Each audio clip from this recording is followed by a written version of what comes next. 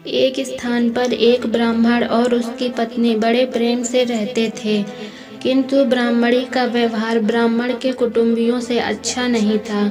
परिवार में कलह रहता था। प्रतिदिन के कलह से मुक्ति पाने के लिए ब्राह्मण ने माँ बाप भाई बहन का साथ छोड़कर पत्नी को लेकर दूर देश में जाकर अकेले घर बसाकर रहने का निश्चय किया।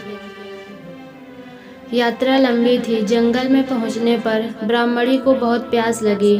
ब्राह्मण पानी लेने गया। पानी दूर था, देर लग गई। पानी लेकर वापस आया तो ब्राह्मणी को मरी पाया। ब्राह्मण बहुत व्याकुल होकर भगवान से प्रार्थना करने लगा। उसी समय आकाशवाणी हुई कि ब्राह्मण, यदि तू अपने प्राणों का आधा भाग इसे देना स्वीकार करे तो ब्राह्मणी जीवित हो जाएगी। ब्राह्मण ने यह स्वीकार कर लिया। ब्राह्मणी फिर जीवित हो गई। दोनों ने यात्रा शुरू कर दी। वहां से बहुत दूर एक नगर था। नगर के बारे में पहुंचकर ब्राह्मण ने कहा, प्रिय, तुम यहीं ठहरो, मैं अभी भोजन लेकर आता हूँ। ब्राह्मण के जाने के बाद ब्राह्मणी अकेली रह गई। उसी समय बारा के कुएं पर एक लंगड़ा किंतु सुंदर जवान रहट चला रहा था। ब्राह्मणी उससे हंसकर बोली, वह भी हंसकर बोला। दोनों एक दूसरे को चाहने लगे।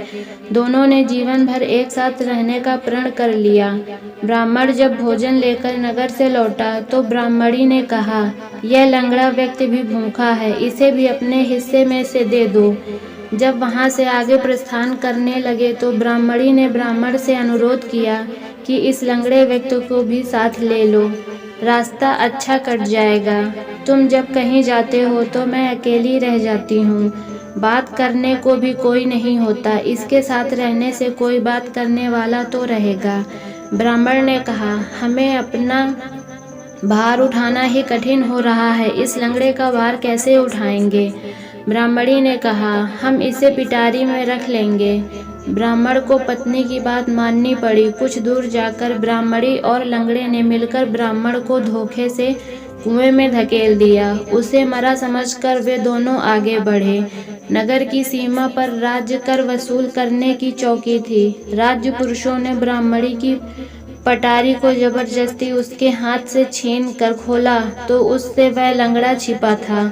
यह बात राज दरबार तक पहुंची। राजा के पूछने पर ब्राह्मणी ने कहा, यह मेरा पति है। अपने बंधुओं से परेशान होकर हमने देश छोड़ दिया है।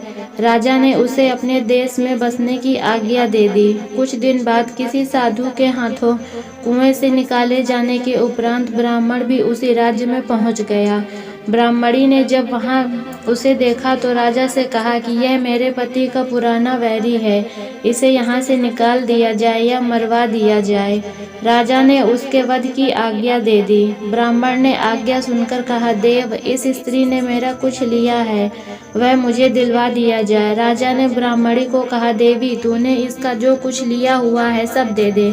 ब्राह्मणी बोली, मैंने कुछ भी नहीं लिया। ब्राह्मण ने याद दिलाया कि तूने मेरे प्राणों का आधा भाग लिया हुआ है, सभी देवता इसके साक्षी हैं। ब्राह्मणी ने देवताओं के भय से वह भाग वापस करने का वचन दे दिया, किंतु वचन देने के साथ ही वह मर गई। ब्राह्मण ने सारा वृत्तांत